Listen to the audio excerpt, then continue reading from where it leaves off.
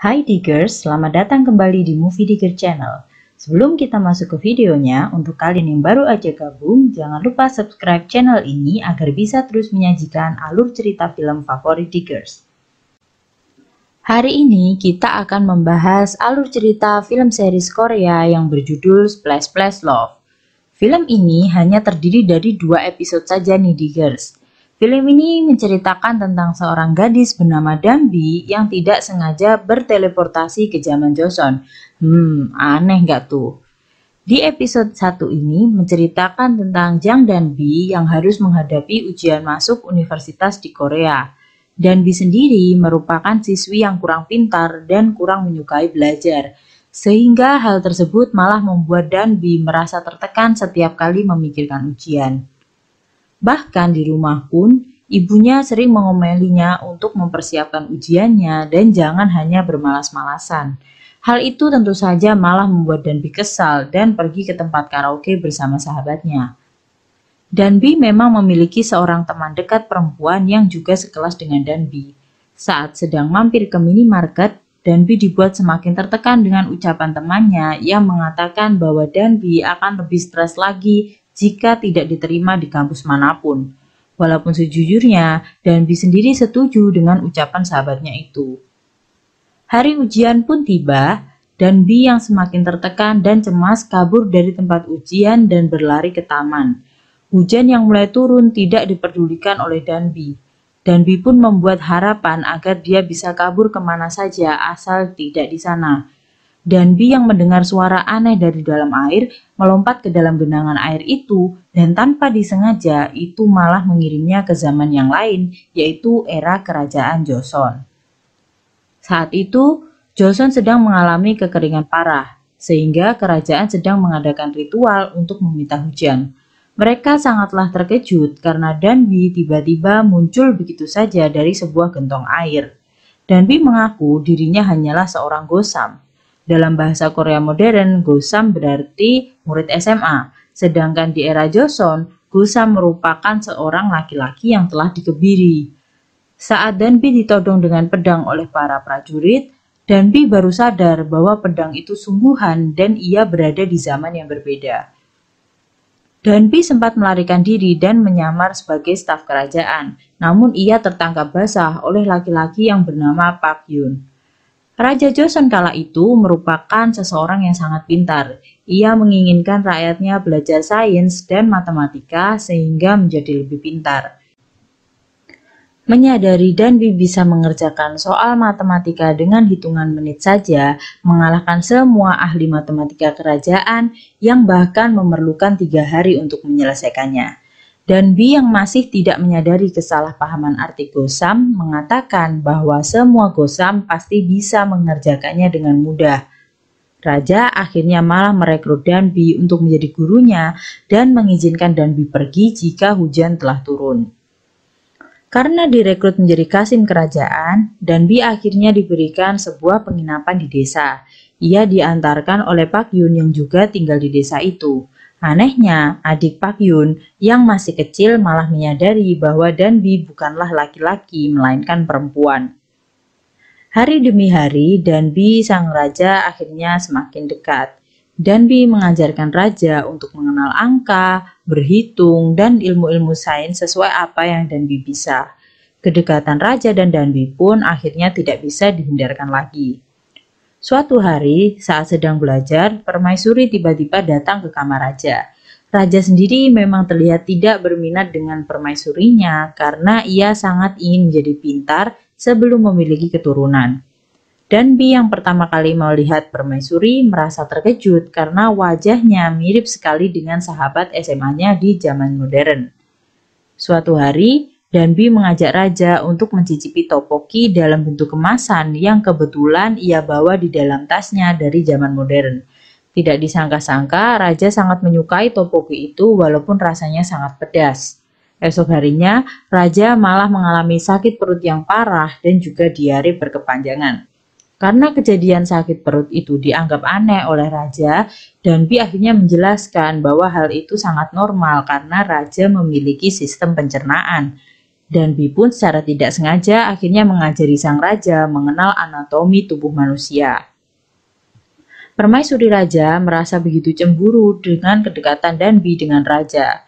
Danbi yang tidak menyadari malah asyik berfoto dan mengajari raja untuk berpose di kamera. Suatu hari, raja memberikan jeruk kepada Danbi karena jeruk merupakan hal yang sangat berharga dan mahal di zaman itu. Namun Danbi yang tidak mengerti tentu saja menghabiskan jeruk itu begitu saja. Raja merasa sangat heran, Danbi begitu saja bisa menghabiskan buah mahal dan eksklusif seperti itu, padahal umumnya satu buah itu dimakan dalam waktu 3 hari.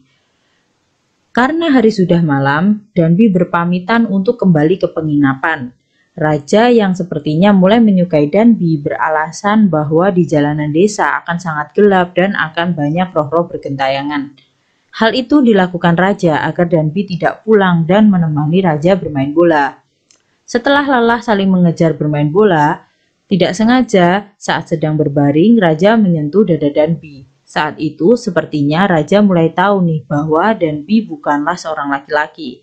Mengetahui Danbi yang merasa gugup, raja beralasan mengapa Danbi menyimpan buah jeruk di dalam baju dan tega tidak membaginya dengan dirinya. Danbi pun merasa sangat lega karena identitasnya tidak jadi terbongkar. Raja kemudian memutuskan mengantar Danbi pulang. Karena raja sangat lama, Danbi mengisi waktu sembari melukis wajah dengan bolpen pada buah jeruk yang ada di bajunya tadi. Danbi mengira raja tertidur dan tidak jadi mengantarnya. Saat itu juga, ia tidak sengaja bertemu dengan Pak Yun dan berjalan pulang bersama. Cerita berlanjut kepada ayah permaisuri yang mencoba memberikan ramuan untuk membuat raja tergoda pada permaisuri. Namun sayangnya, makanan yang telah diberi ramuan itu malah dimakan oleh Danbi. Malam itu juga permaisuri pergi ke kamar raja dan mengira raja sudah memakan semua makanan itu. Saat sampai di kamar, sang raja meminta Danbi untuk bersembunyi dan pergi menemui permaisuri. Permaisuri membuka pakaiannya dan mengira raja akan tertarik. Bukannya tertarik, raja malah menolaknya dan mengatakan bahwa ia harus fokus belajar. Saat itu juga Danbi yang sudah terkena pengaruh ramuan keluar dari persembunyiannya dan terjatuh hampir tidak sadar. Sang permaisuri yang merasa sangat cemburu akhirnya marah dan pergi meninggalkan kamar raja. Saat pengaruh ramuan itu mulai hilang, Danbi merasa sangat terkejut karena ia sudah terbangun di dalam pelukan sang raja. Danbi yang merasa tidak enak akhirnya berpamitan untuk kembali pulang. Raja ternyata malah menawarkan untuk mengantarkan Danbi pulang sembari berjalan-jalan melihat kondisi desa. Saat sampai di depan penginapannya, Raja mengutarakan bahwa Raja ingin sekali Danbi menjadi temannya, bukan kasihnya lagi. Danbi yang menyetujuinya akhirnya memberikan buah jeruk yang ia lukis kemarin kepada Raja. Scene berpindah pada kondisi staf kerajaan yang merasa bahwa Gosam merupakan sebuah ancaman. Mereka merasa takut jika Gosam ternyata penjahat atau bahkan mata-mata karena ia terus saja berada di sekitar raja. Karena itu, Danbi ditangkap dan akan dihukum mati. Sang raja membela Danbi karena Danbi sudah sangat berjasa untuk kehidupan Joseon. Para staf yang setuju memberikan kesempatan pada Danbi dan memberikan syarat bahwa Danbi harus membuat sebuah alat yang nantinya bisa bermanfaat saat Joseon mengalami kekeringan panjang. Pak Yun kemudian datang dan membawa perintah raja untuk melepaskan Danbi. Danbi tentu saja sangat berterima kasih kepada Pak Yun. Ia memohon pada Pak Yun untuk membantunya membuat alat yang diminta oleh kerajaan. Pak Yun pun akhirnya setuju. Siang dan malam, Danbi berusaha sangat keras untuk membuat alat-alat itu. Tak disangka-sangka, raja merasa sangat merindukan kehadiran Danbi yang biasa mengisi hari-harinya. Raja akhirnya pergi ke desa dan menemui Danbi yang ternyata sudah tertidur lelap karena kelelahan. Karena merasa bosan, Raja mengisi waktunya untuk bermain bola. Saat merasa kelelahan dan berbaring di tanah, tiba-tiba saja hujan mulai turun. Raja tiba-tiba teringat bahwa Danbi mengatakan akan pergi saat hujan mulai turun. Danbi yang telah menyelesaikan pekerjaannya bersiap kembali ke dunia modern. Raja seketika berlari mencari Danbi Dan ternyata Danbi sedang memeriksa alat buatannya. Danbi mengatakan ia telah menyelesaikan alat itu dan ia berusaha dengan sekuat tenaga.